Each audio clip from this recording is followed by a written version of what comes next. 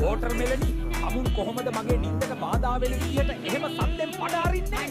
මම තමුන්ට හද පාඩමක් උගන්වනවා. අපරාධේ මම තමුන් වගේ කෙනෙක්ව කසාද බැඳගත්තේ. යනවා මේ දැම්ම මගේ ගෙදරින්. මට සමාව වෙන්න ස්ට්‍රෝබරිනා.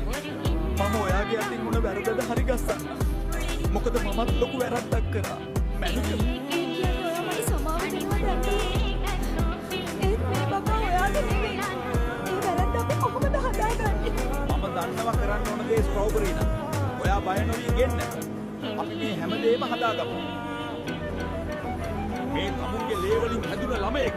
ඔබ මගේ නෝනට වශියක් කරලා එයාව මගෙන් උදුරගත්තේ. දැන් මේ තමුසේගේ බබා තමුසෙම තියාගන්නවා. මේකත් අනාථ කරලා ආයෙමත් ළමෙක් කිස්සන් ආවද? තමුන් නම් කවදාවත් හැදෙන්නේ නෑ බෑ බනානීටෝ. මම ආයේ කවමදාවත් බොයාට බොරුවක් කරන්නේ නැහැ ඇපලන්ට්. සත්තමයි.